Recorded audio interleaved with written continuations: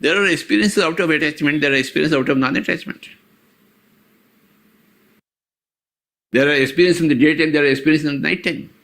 All are experiences. Every experience is welcome. Experiences from attachment are welcome. Experiences of non-attachment are also equally welcome. Where you have to be attached, you have to be attached. Where you have to be detached, you have to be detached. Where you have to be attached, you will get a nice experience. Where you should never be attached, when you are not attached, you again get a nice experience. Both attachment and non-attachment, they both give you experiences. Whatever experience you want, you get it. If you want to experience a good experience by attaching yourself to me, then you get attached to me. Because you want this attachment. You like this attachment. To go to some dadiwala. Okay. Are you not attached to me when you have come to me? Because you like this experience, you come and get attached to me. Okay. I was going to my guru. I was attached to my guru because I like that experience. But somebody else, I don't want that experience, so I get detached. Attachment or detachment both give you experience. Whichever experience you want, you choose.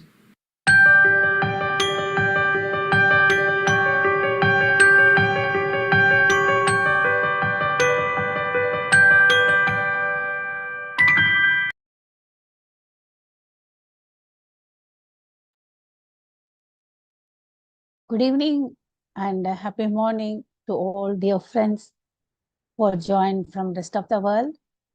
A warm welcome to each and every one of you. Today we have a master class, our Saturday special, and today we are very happy to have Archana ji, that is Archana Rawat ji, with us. She is going to talk about her experiences of mind management. That is, the topic is my experiences with mind management. So we are very happy to welcome her for this master class. And before we move into the session, first let us practice the meditation. The meditation, what we practice is Anapanasati meditation. It is a very simple meditation, yet it is very powerful. So sit comfortably, clasp your fingers into fingers and place it on your lap. Cross your legs and close your legs. If you are wearing specs, kindly remove your specs and close your eyes and observe your normal, gentle breath. This meditation will be guided by Chandra Sir's voice, a magnetic voice, which is going to take us deep into our meditation along with the music track. Now let us first do the meditation.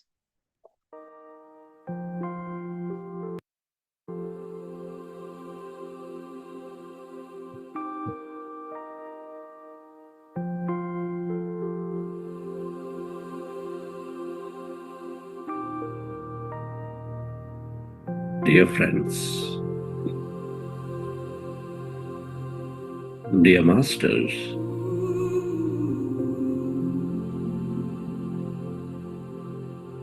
with your specs removed, eyes closed,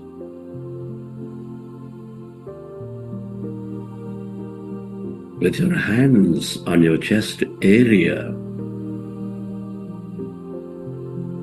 resting your attention on your heart center.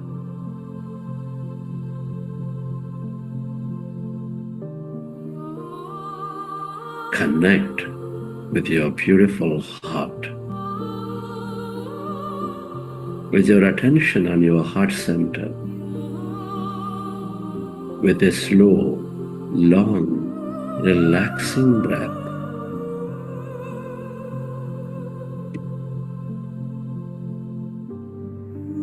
Can you feel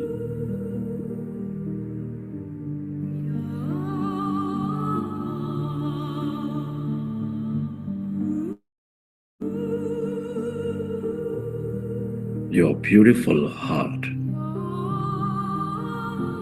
Feel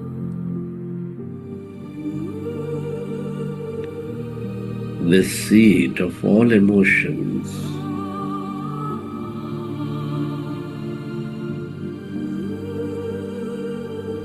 nurturing all life.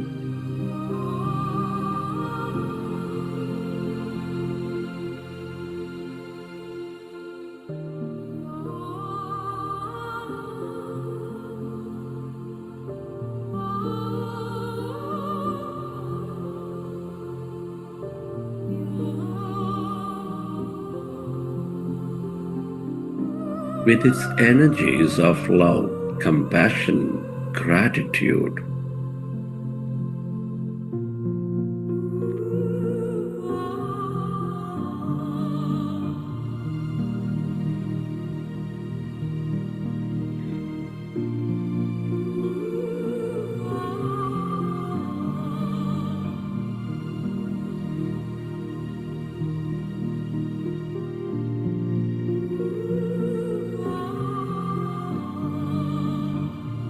Can you recollect an experience from your past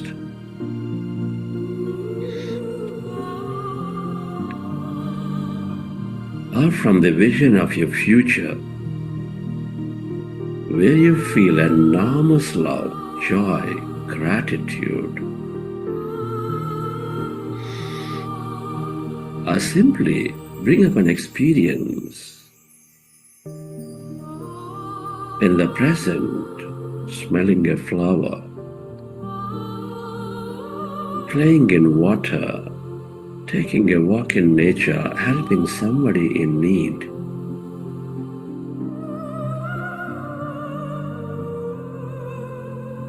Imagine and bring up that moment and feel that energy.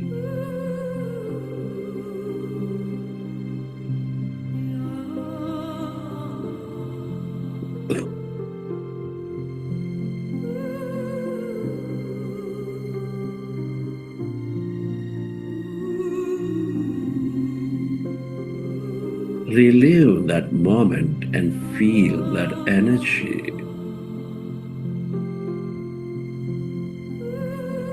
And allow yourself to spread that energy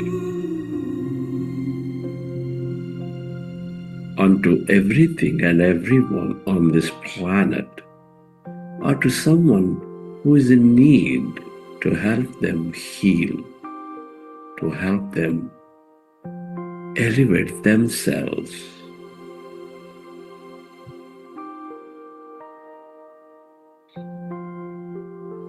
Where your attention goes, there your energy flows.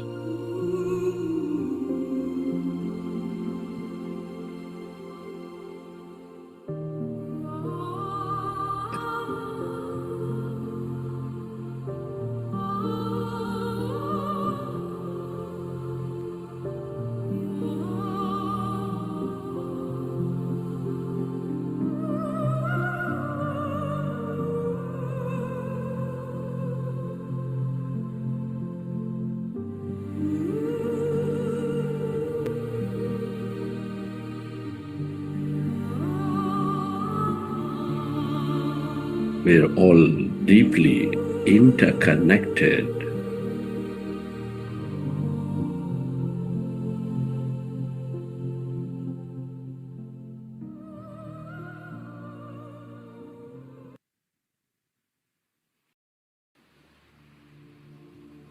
And slowly,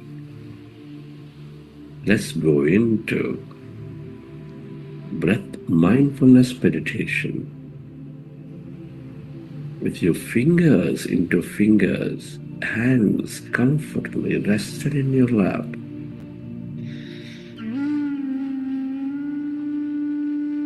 Observe your normal natural in-breath and the out-breath.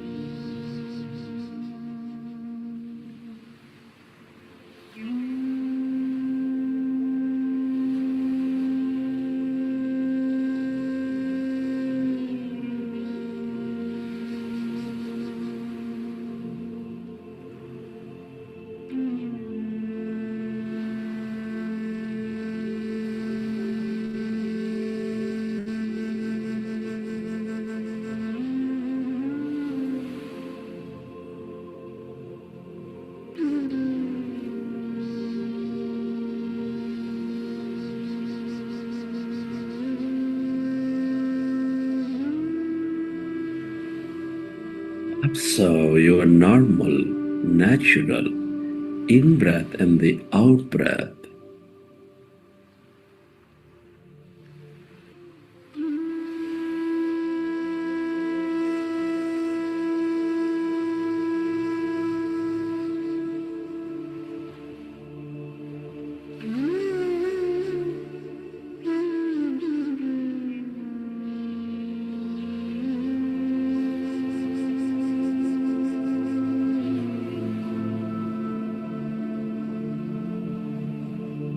We are in a powerful group meditation,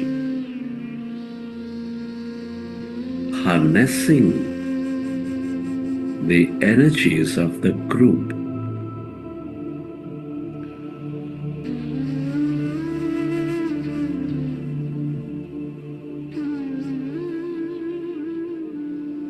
When you observe your breath, your mind slowly becomes empty.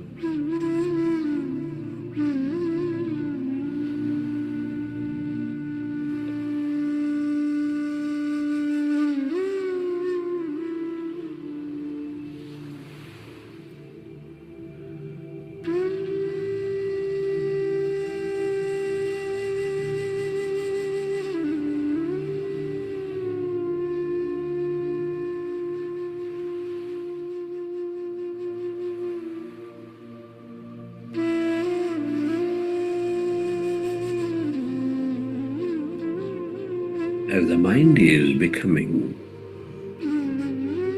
less and less of thought, calmer and calmer, allow yourself to experience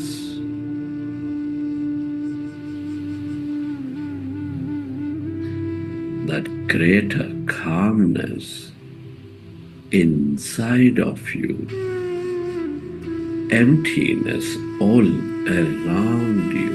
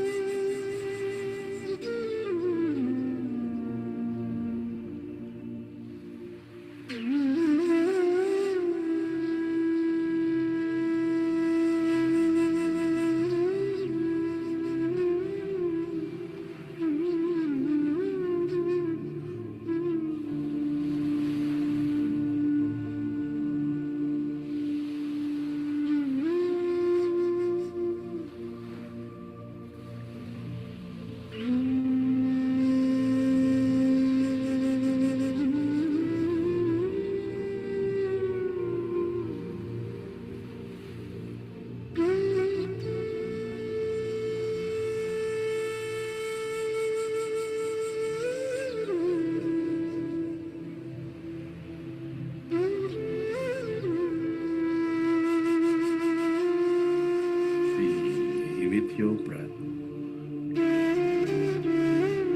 Allow yourself to merge into your breath and allow yourself to experience emptiness, that calmness.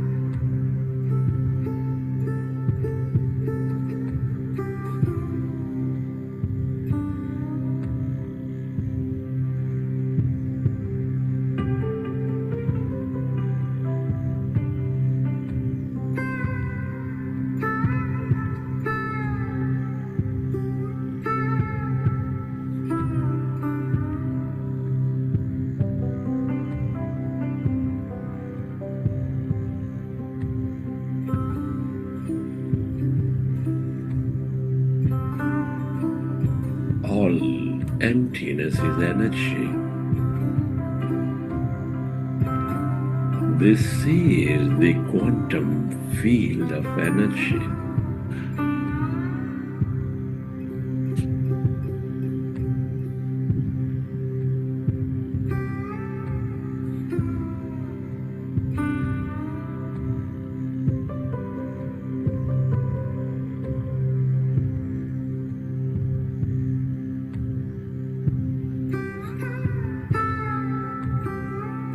The field of limitless possibilities.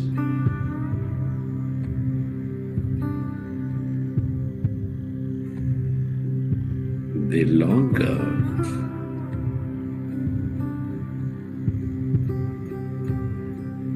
you stay connected to this emptiness, blackness of no body, of no thing,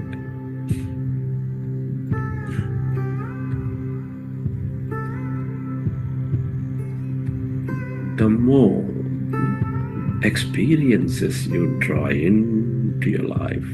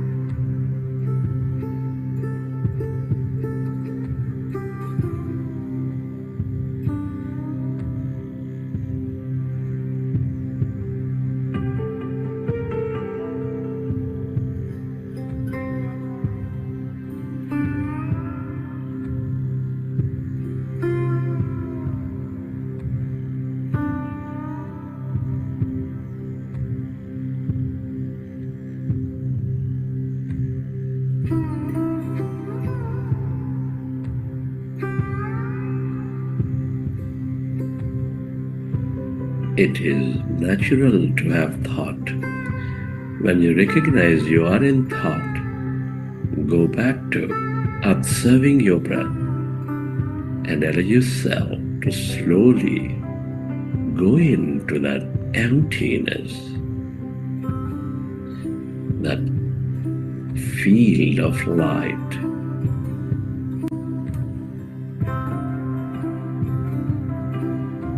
We are less matter, more emptiness and energy.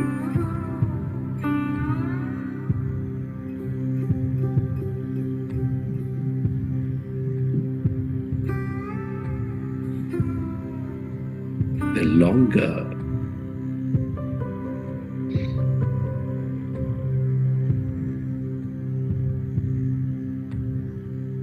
we stay in the empty states of mind, the more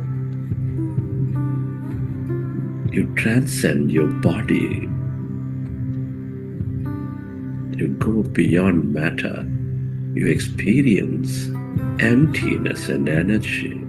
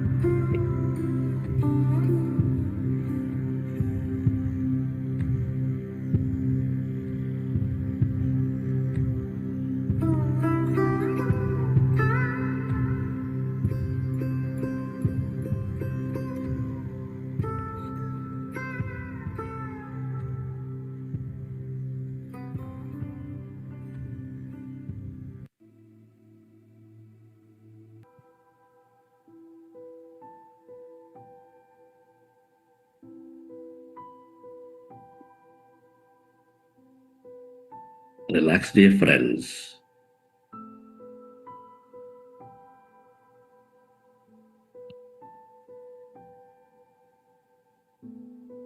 You planted seeds of possibilities. You primed your subconscious.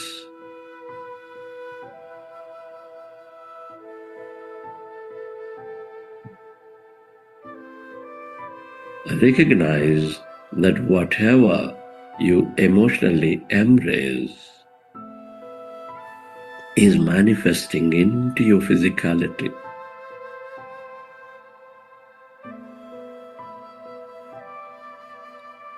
Be grateful for this opportunity to create. Be grateful for to everything and everyone who will help you to create this future.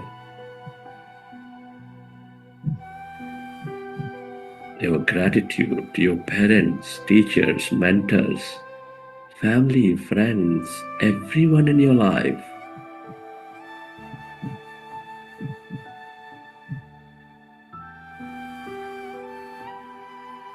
To this grand nature, the bird, the fish, and the animals, to technology, all systems, governments,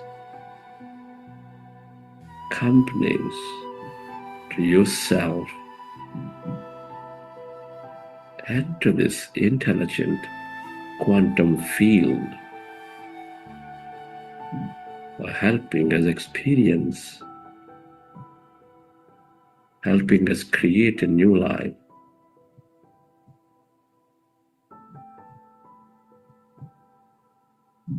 Gratitude moves us into coherence and helps us draw and create more.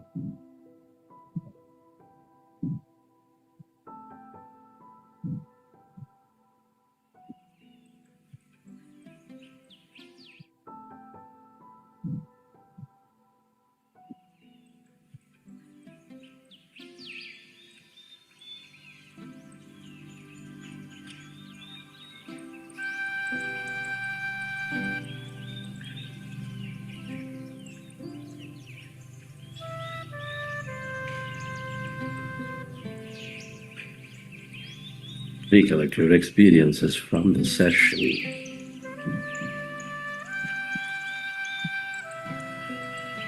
How did you feel?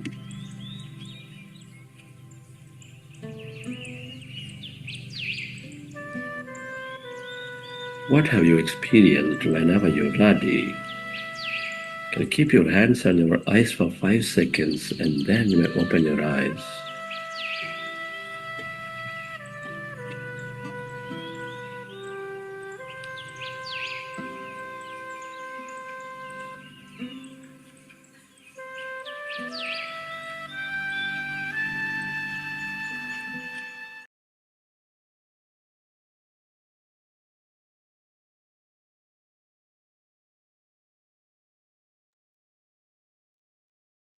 Slowly come out of the meditation, dear friends. Hope you all enjoyed today's meditation. I once again welcome all of you for today's session. It is our pleasure and privilege to have Archana ji with us for today's Saturday class. A warm welcome to you, Archana ji. Thank you so much, ma'am. Yeah, thank you. Should I start? And she is going to talk about her experiences with the mind management. But before going into the listen her session, actually, a brief introduction about her. Today's speaker is Mrs. Archana Rawat, an engineer from NIT Nagpur with an MBA from IIM Ahmedabad. With over a decade of corporate experience spanning technology, banking, and corporate training. After a successful corporate career with organizations such as ICIM and Dish Bank, she co-founded a corporate training company and later embarked on a deeper journey of self-discovery through meditation, mind management, and inner transformation. Today, she is dedicated to helping individuals and organizations reduce stress, cultivate inner balance, and unlock the true potential through mind management and meditation programs. She joins with us today to share her personal journey into mind management and the profound impact it has had on her life. I think mind management is a very difficult and a skillful technique, we can call it, because everyone wants to be the master of the mind. And for that, each one uses their own technique, and the experience, what they gain from it, is also different. It is unique to each and every one of them as differently. Mainly, mind management is aligning our mental energy to our cognitive states, that is our state of being, with the task what we are having in our hand. If we are not aligning with our mental energy, then we will be racing with the time and totally get exhausted, burn out, and the time will be tickling, and our efficiency will be oscillating from here and there. So, with developing the higher awareness and also the high degree of the mindfulness, clarity, and aligning our mental abilities and the mental energy, we can become the master or take control of our spectacular mind, which is a friend, a close friend, an intimate friend to each and every one of us. Now let us listen from Archana ji about her experience with the mind management. Over to you, ma'am. Thank you, ma'am. Good evening, everyone. First of all, I express my gratitude that whatever experience I have had, today I can share it with everyone. And even if one person gets something out of it, I will be really thankful. So basically, my mind management journey started with a problem that everyone faces, all mothers, so to say. It started in my home front. So basically, it is some years back, 8 to 10 years back. So my children were in the crucial years of 12th and undergrad in engineering. But I was finding it difficult to keep them on the track with their studies. And in general, there were some conflict situations happening. So first, as we all try, I tried everything externally. I tried counseling with them. I used to get very strict with them. I used to get angry at them. And my husband was too busy. At that time, I had taken a break so that I could be with them and guide them. But nothing seemed to be working. Uh, then what happened that I started watching a lot of these spiritual channels on YouTube at that point of time. So each and every channel, they were telling me that you look within. So I said, what should I look within? I mean, the problem is outside. Why should I look within? In any case, I also came across Gandhiji saying that be the change you want to see in the world. So I said, I have tried everything. Why should I not try this? Let me try this and see. So then I started working on myself, my own emotional patterns, the habits that I had, the reactions that I gave, in anger or in worry.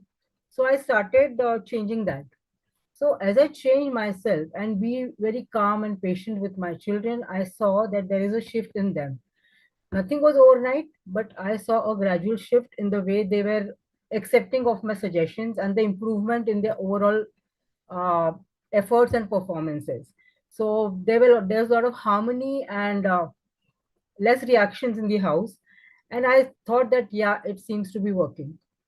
So this is when I started realizing that, your inner world is really mirrored outside. So whatever you want outside, you have to first work on yourself. Uh, then, as I uh, took my steps ahead in this field, I realized that it is our everything you have to work on is your own mind. So I said that I also started reading more and more and doing more research. So I came across this thing called positive affirmations. Then I thought, okay, let me think what is the kind of person I want to become. So then I started writing affirmations, very simple affirmations like, I am patient, I am kind, I am loving, I am peaceful. So as I wrote this and I read this every day, uh, I see that I am changing more and more, and so my outer world kept changing more and more. I realized that our personality is not carved in stone. See, I give you my example. When I was younger, my father was short-tempered. So as a young girl, also I was also short-tempered only. So my elders used to tell me, what will you do? It's there in your genes now. I was given to believe that I will not be able to change my personality. But as I started working on myself, I realized that our personality is not carved in stone. What we practice regularly and repeatedly is what we become. So this in neuroscience is called neuroplasticity. So whatever behaviors you practice, whatever thoughts you repeatedly think, whatever emotions you are feeling, that is how your mind starts reacting. So then I started getting more and more interested between the connection between our thoughts and reality. See, earlier I always used to think that depending on the external circumstances, our thoughts come to us. So if somebody is doing something which I don't like, of course I'm going to be angry. But that is not really the correct thinking. The correct thinking is actually the thoughts that you hold in your mind. That will mold your reality for you. So this was a very, very interesting concept for me. In psychology, this is also sometimes called this self-fulfilling prophecy. Suppose you're worried about something wrong happening, it is going to happen. So by and by, I realized that you have to hold positive thoughts in your mind. I also started studying about the subconscious mind, things like visualizations. I came across a concept of limiting beliefs. So limiting beliefs are the assumptions that we hold about ourselves and the world, and we can't really work beyond that. However much we try with a conscious mind, I found that we are not able to go beyond that. So then what happened? I kept reading books like Power of Subconscious Mind by Joseph Murphy. Then I came across The Secret by Rhonda Byrne. So in this book gave me a window into manifestation. So manifestation is means how you can create your own reality by having your own correct thought process and correct intentions, which means that you don't just flow with where your life is taking you, but you create your own life. As a quote has been attributed to Buddha, which says that what you think you become, what you feel you attract, and what you imagine you create. So whatever thoughts you're holding, that will mold your mind, and you will your behaviors are molded by those thoughts, and hence your character, and hence how you act and show up in the world. Uh, your feelings determine your vibrational state.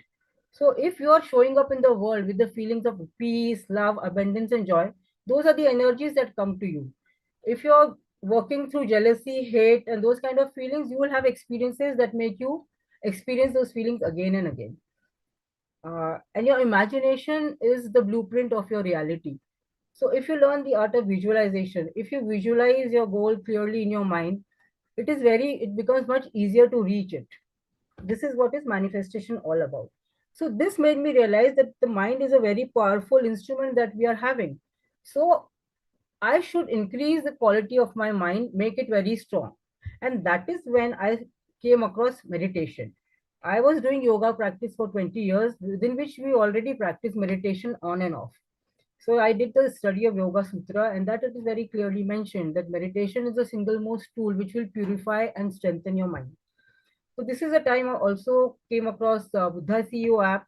I also did other meditation courses, and I started practicing meditation. Initially, I would just give around 15 minutes a day, but within a matter of 7 to 8 days, I started seeing differences in the way in my inner world. There was a lot of clarity in my mind. I had emotional balance. My mind was calm. Then my efficiency increased a lot. I mean, I always, the amount of time that I took to do any work, that reduced. I never got overwhelmed with the work that I had to do. My office work or my housework, everything I felt I could manage easily. The time seemed to have just expanded for me. Then I could take better decisions because of the clarity, and of course mental noise was less because I my thoughts reduced. So and my manifestation started working very well. Suppose I had to just think, no, it's difficult to believe, but I used to just think, okay, they should study, my children, and they would study. Then if I share one more incident, so I had some land in my village. So which was owned jointly by my siblings and myself. So I wanted to sell it. My brother was totally against it, so much so that he stopped talking to me. So I just meditated and I just manifested that I have to sell it, and everybody's cooperating. And lo and behold, within a matter of a few days, it was all sorted. My brother himself came with me, and we did the deal at the rate that I had thought about, and I had not known anything. Ki how much is the rate? Nothing. So that is how strong our mind can actually become with manifestation and meditation. I mean, sorry, with meditation, that is how strong our manifestation can become. So along with meditation, as I did meditation, I came across something called the Sakshi Bhav, the witness mode. So what happens is, normally when we get any thoughts, or especially thoughts like anger, we start identifying with the thought. We say I am angry. But as I meditated, I realized that I'm different from the thoughts. I'm the observer of the thought, and it is up to me whether, okay, the thought of anger has come, but I am not angry. It is up to me how to handle that anger, thought of anger. Same with sadness, same with worry, same with any other thoughts that you may have. So this really helped me a lot in my life, and I feel I'm a totally changed person, and it's so much, life is so much better, joyful, and peaceful for me after that.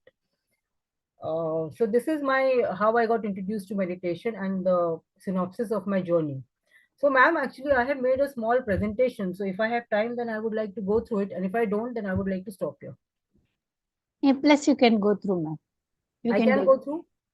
Acha, okay. So let me see whether I can share my screen. Yes, you can. Yeah, I'll try to share my screen.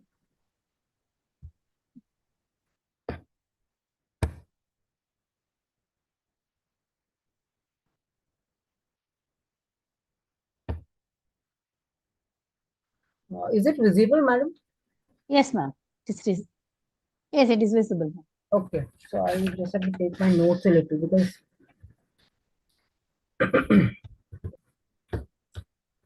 so basically, The God heading I am is- able to see now. you Heading are I am able to see. Yeah. Buddha Seva Mind Management Masterclass. yeah. This is just my title slide. So basically, yeah, I have put together a very short presentation. So in the 17th century, in his epic poem Paradise Lost, John Milton has said that mind can make heaven out of hell or hell out of heaven.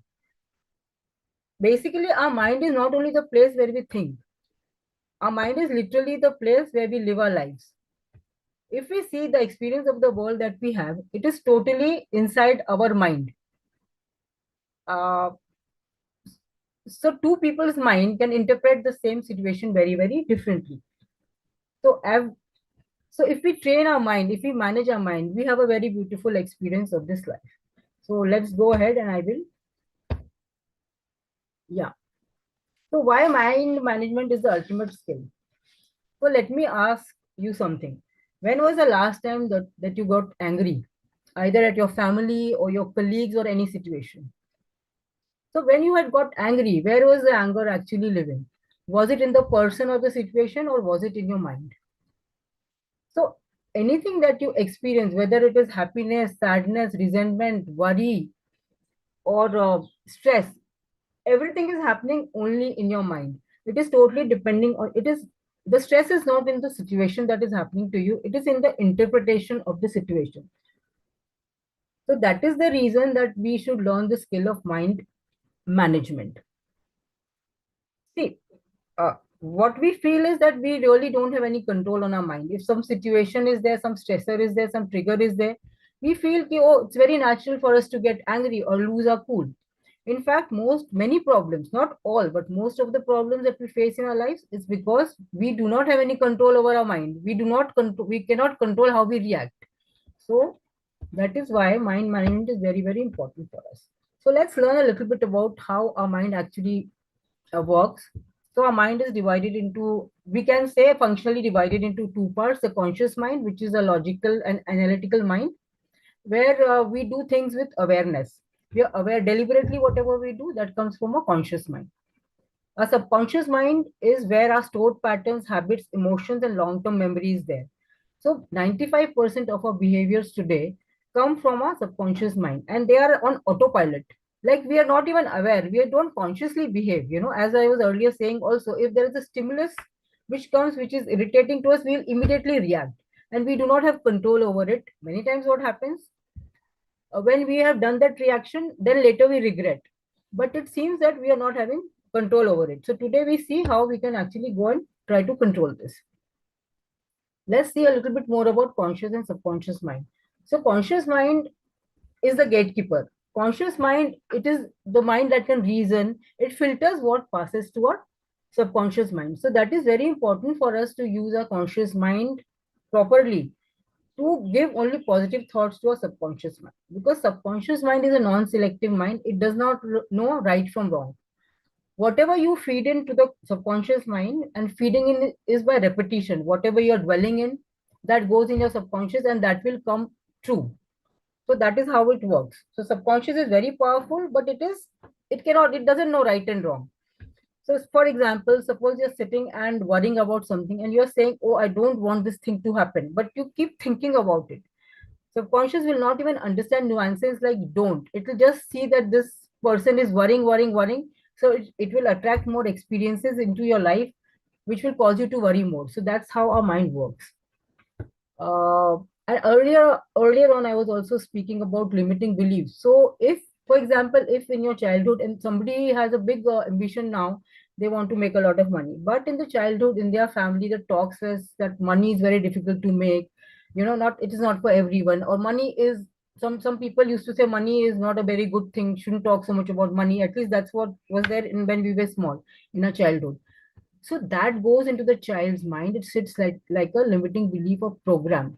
And when the child becomes an adult, still if the limiting belief is there in his mind, he will not be able to overcome it and make more money. So you have to reprogram your subconscious mind for that. How do you reprogram your mind? So basically things like positive affirmations, visualization, and emotional repetition. So whenever you repeat anything with emotions, then it will reach your subconscious mind. So when you visualize your goals, you have to put all the emotion. How will you feel when you achieve the goal? How happy will you feel? How satisfied will you feel? You have to imagine it all very vividly in your mind, and that's how it can enter your subconscious mind. Ma'am, here I would like to mention there was a study from University of California, San Diego, 2026. It was published in the in Nature, that just 7 days of meditation produce measurable neuroplastic changes in our brain. It improves the brain efficiency, stronger neural connections, and enhanced immune signaling. The subconscious can be rewired faster for people who do meditation. So it is all scientifically proved how beneficial meditation is for us to get rid of our old limiting beliefs and reprogram our mind with empowering beliefs. So that is how meditation is the best tool today that is available for us to adopt, which will easily help us to improve the quality of our life. And it is totally in our mind. Like we don't see, there are other tools like even hypnosis and psyche, but there you need somebody else to do it for you. So here it's totally in your control. Then I need to share one more fact about the mind. Our mind gets exhausted by thoughts. Every day we have repetitive thoughts. Every person thinks about 65,000 thoughts per day. 80% of these thoughts are repetitive or they are negative. Whatever you think about yesterday is the same thing that you think about today. Usually we are stuck in worries about our future or regrets about our past. So every thought that you think costs you energy. If you see in your own life, even on the days when you have not done anything physically, you find that you feel exhausted at the end of the day. And this will happen on the days that you are worried about something or you have gone into a negative loop of negativity. So it's very important for us to not go into these loops of future worry and past regrets. Our mind was originally designed not for thinking, but to keep us alive in this world. So we can handle acute stress. So whereby an acute stress happens, we go into fight and flight, we handle it, but we reset back and then we are in a resting stage. So this is what our mind is designed for. But unfortunately, in today's world, we have a continuous level of stress happening, either it is a traffic jam, or it's a problem in the office, or it's a problem in the family. So we keep having continuous stress, and also there's a lot of information overload on the brain. So our brain and our mind is always stressed out and um, this thing tired.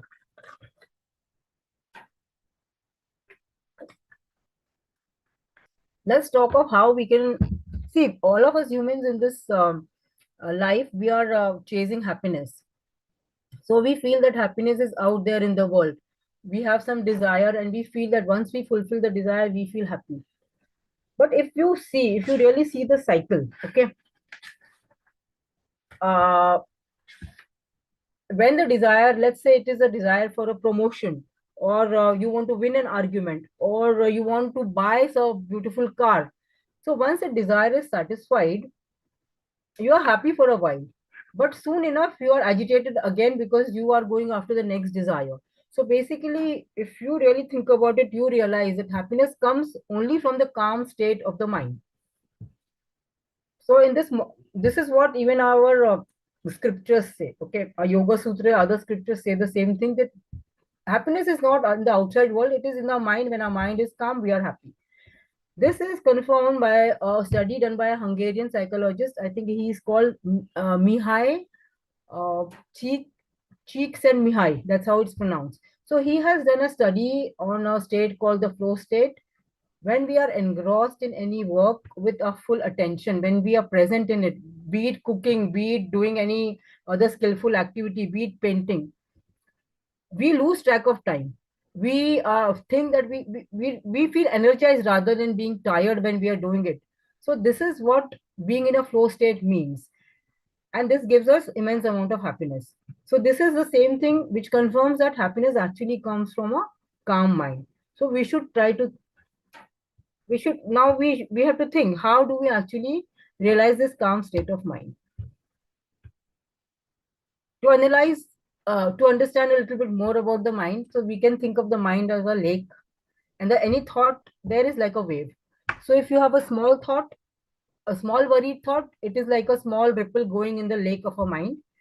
Whereas if you have a thought which is very emotional, very heavy, you have large waves coming. So how we think normally we think of all unrelated topics.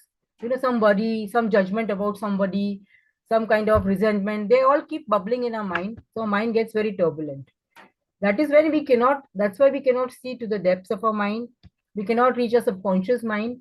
So we are out of touch with our wisdom and with our intuition, and our creativity goes down.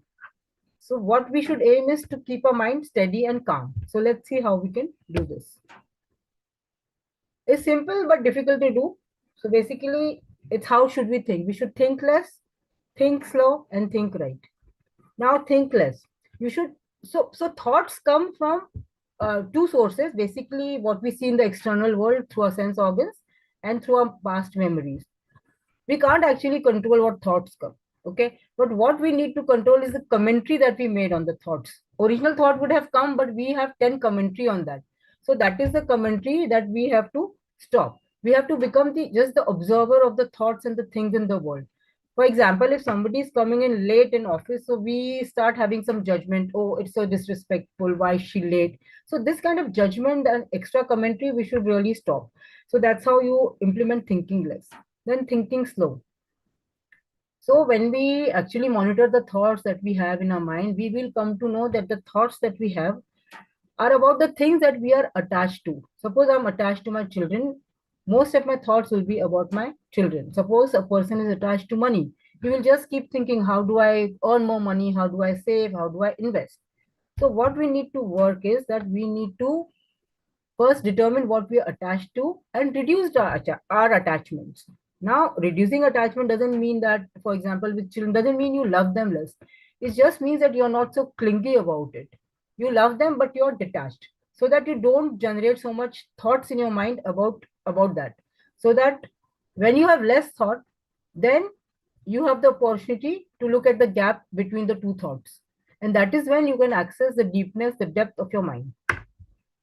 Thinking right. How does one think right? Whenever a thought comes, you have to check whether it is coming from your higher self, whether it is based on love and purity, or whether it is coming from your ego mind, whether you want to win at something, whether your ego is driving your thought. So you have to avoid that. So Sakshi Bhav. So as you do meditation, you come to know what is Sakshi Bhav. Sakshi Bhav is that you observe your thoughts without being swept away by them, because you're not really your thoughts. You are the one that is watching the thoughts. So meditation, when you do this Anapanasati meditation, whenever you are focusing on your breath and you realize that you are now thinking, you realize that. So you bring your attention back to your breath. This is the practice. This is how you practice the Sakshi Bhav, because you're training your attention to come back to the breath. So MRI studies done in Massachusetts General Hospital has shown that 40 minutes of meditation per day for 1 year, it will thicken your cerebral cortex. And this is the part which is linked to your improved attention and higher reasoning and cognitive functioning. So this is just telling you how beneficial meditation is to improve the strength and functioning of your brain and hence your mind. Now I suggest 7 practical tools for mind management. One is the daily meditation practice, as much as you can do, but in the minimum 15 to 20 minutes. Witness practice. Now this witness practice you can inculcate by doing any kind of routine activity. Suppose you're doing the dishes or you're folding the clothes. You just observe your mind. You observe the mind without getting entangled in the thoughts. So that's how you develop this practice of being the witness or the sakshi. Then you can do something like thought journaling. You keep track of what thoughts you're thinking every day. So you come to know what kind of attachments you have and what kind of wasteful thoughts you're wasting your energy in. And awareness is the first step in anything, especially in mind management. The moment you get aware, in fact, the moment you start observing the thoughts and don't engage with them, they will reduce on their own. You don't have to do anything. Then write affirmations. You have to determine what kind of personality you want to build. People write affirmations for material things, but I think we should write affirmations for the personality that we want to build. So take 5 affirmations, write them, and repeat them morning, afternoon, evening. That will reprogram your subconscious and your personality will change. Do something called goal visualization, where you can visualize your goal in the present tense vividly.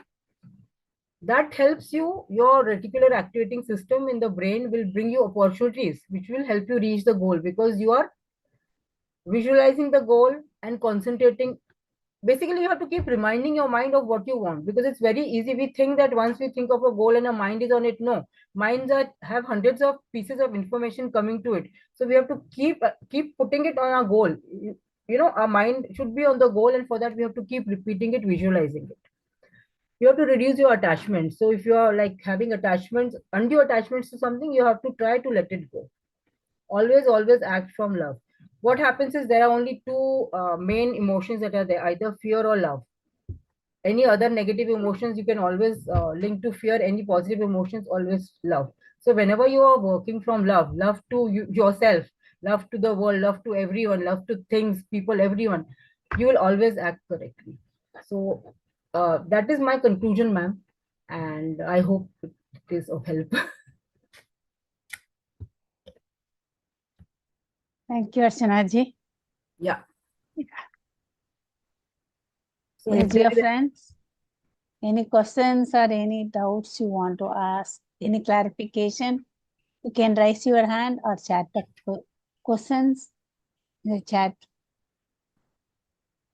and you will be able to get the better answers and better explanation from Archana ji. Yes.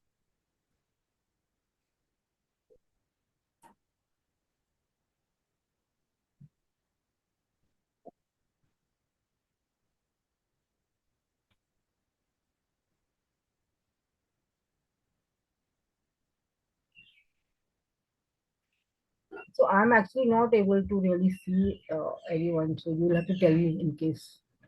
Yeah, if the participants are, you can see in the chat or people raise their hands, they can.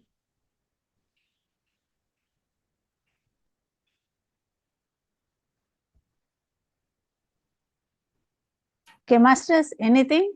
Anything would you like to say about mind management, your own views?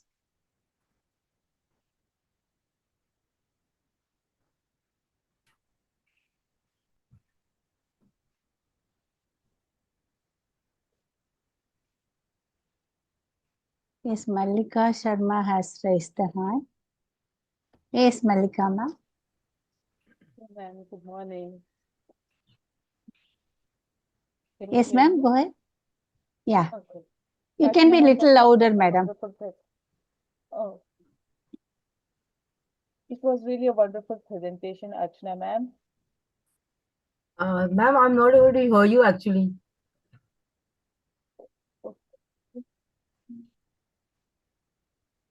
Okay, ma'am, I'll connect again maybe. I think there is some It's problem. better now. It's better now. It's better, ma'am, Okay. now. Okay. Ma'am, it was really a wonderful presentation. So what I so what you mentioned about being an observer of the thoughts Yes. and stop being a commentator on the thoughts. Yes. This is exactly what we keep doing every day, every time the thought comes to our mind. Yes. So, yeah. So I want to know, as a layperson, because I am new to meditation, how to control that exactly. Uh, See, ma'am, actually, as you do meditation, automatically your thoughts will slow down. How to control is that it is like it is an, as I said, when you are doing any mundane activity.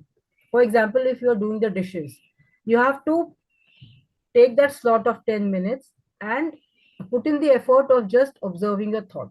So you have to be conscious of it. So whenever you watch your mind, once you start practicing, you will come to know you are actually able to see the thoughts in your mind.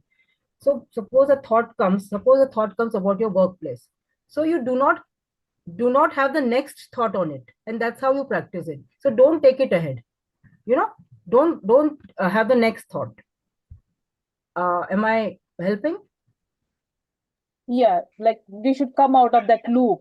Yeah, basically, no, there is no question of coming out. You don't have to put an effort to come out. So a thought will come. Oh, I have to make the presentation for my meeting tomorrow. Okay, let it pass. It passes like a cloud. From how a cloud passes in the sky, just let it pass. Just ignore. No effort, no nothing, no next thought. Okay, I will do like this, I will do nothing. Just then go back to your dishes. Okay, just concentrate on the dishes. How is it looking? Is it clean? How is the water? Is it cold? Is it hot? Come in the present. That's how you do for 10 minutes, and by you get into the practice. Okay. So just observe those thoughts, right? Yes, just observe the thoughts and ignore them, let them pass. Let them pass. Yes. Yeah. Yeah, that's a wonderful idea, ma'am. Yeah. I practice it actually. That's how I actually did, and that's how I know it works. See, this is different from when you are deliberately working on a problem. Then of course you have to sit and think, you know. But as a default mode, you should not be entangling with all the thoughts that come, because thoughts are just thoughts, nothing to do with reality, you know. So keep your mind empty. Thank you so much, ma'am. This was so helpful. Welcome. Thank you. I would like to add one more small point here. So whenever we are closing our eyes and doing the meditation, since our mind is not used to be in quiet, so it actually pops up many thoughts immediately. It maybe it is in a panic mode or something. Instead of generating 5 thoughts, it generates 10 thoughts immediately. If you are going to focus the attention on this thought, oh, I have to cook this, oh, I have to do this presentation, oh, I have to refer this book. The moment you give the if attention to that particular thought, then the thought totally envelops you. Totally, it completely takes you into that. Then you completely out from the meditation. So the easier thing is let it come and let it go. Just like the news, the scrolling comes. No, when you are watching the news, the scrolling comes. No, some stock market update, something or the other thing is coming. If you are going to read the scrolling thing, then you will miss out the news. So if you are listening the news so closely, then you won't give the attention to what that's scrolling under the screen. So that's the way you do it. And the second thing is never ever try to control your mind. Just make it as a friend. So when you start controlling it, it's going to be a monkey. So that's why they say monkey mind. So instead of that, you make it as a friend. And they tell you just like a friend, no, I am going to do half an hour meditation. Let us talk after 30 minutes. Okay, is it okay, my dear friend? Please cooperate with me. So this will work. Actually, this making my mind as a friend, that worked for me. So I am telling you this one. Now, thank you. Thank you so much, ma'am. Thank you. Really appreciate.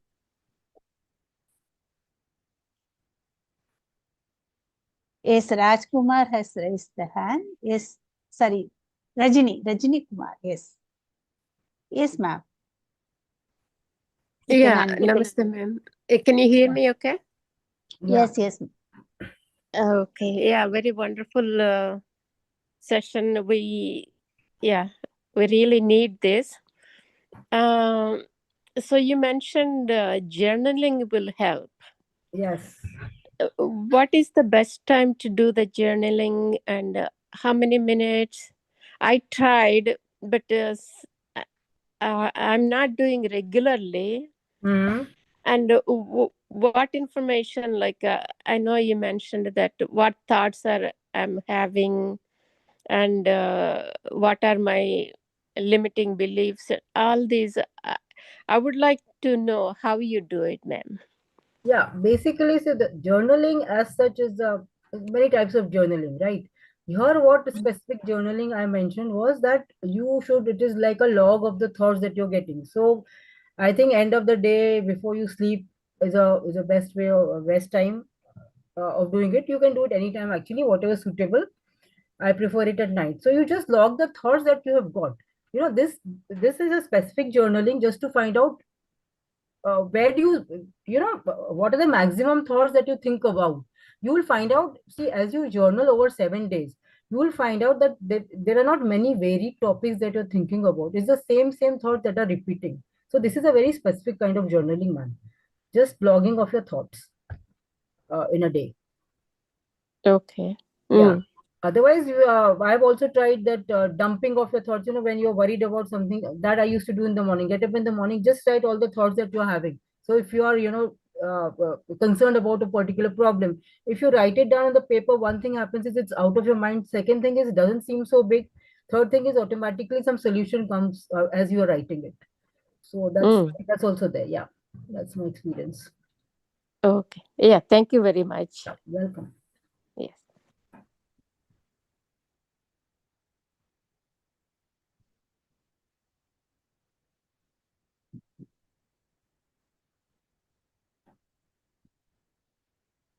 Yes, Satishji.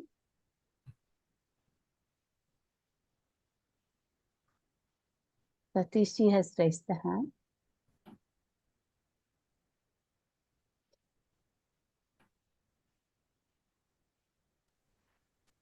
Am I audible? Yes, sir. Yes, yes. Okay.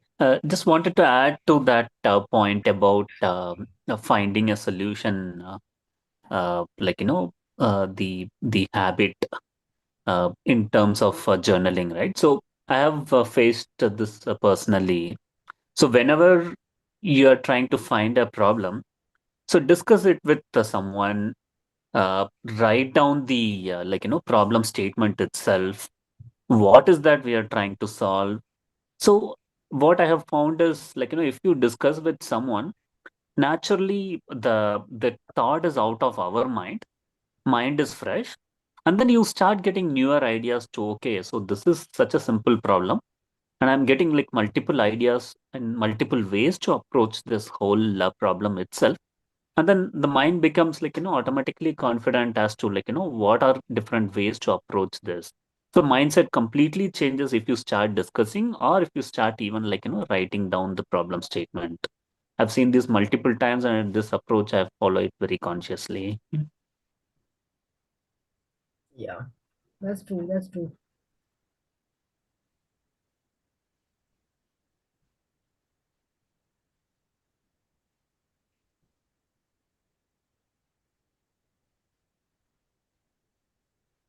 Yes, masters. Anyone else? Yes, dear friends. Anyone else?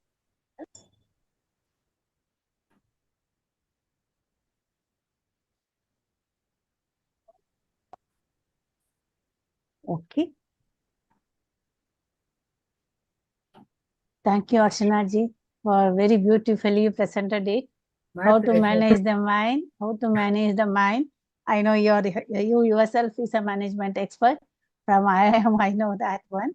So you have very beautifully presented it. Yeah. See, mind management is it's a key for our best living or the happy living, whatever we may call it, joyful living. But what are the tools to that? Just she narrated it. So first of all, look within and then don't ask the question, why I have to see it? Why I have to see inside me? Don't ask the question. So just you say, look within. Then be the change that you want to be, as Gandhiji said. So when you start changing, the world changes. And then your world mirrors the outside. Whatever we are inside, that is reflected in the outside world. So if you are with a clarity and a clear person inside you, the world is also looks with a clear world and a happy world. If you are inside happy, the world is also happy. If you are feeling successful in your mind, then the world is a place. It's a playground for your games to be played and be a successful champion in that one. Then the thing one is work on your mind.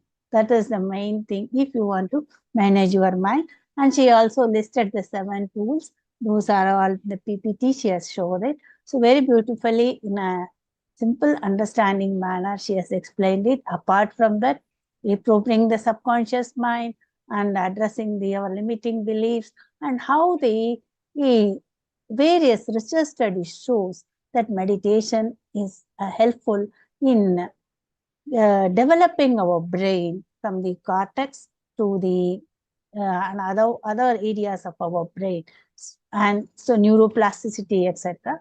So with that, she has given a very good management plan for all of us. So let us follow it and make our life a better and successful one. Thank you so much, Archana ji, once again for sparing the time and being with us. The same way, I would also like to thank each and every one of the participants who has taken the time and joined today. Thank you one and all. And thank you, Bharat, for being with us. And have a nice weekend.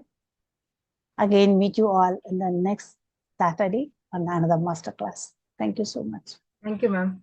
Thank you. Bye. Thank you.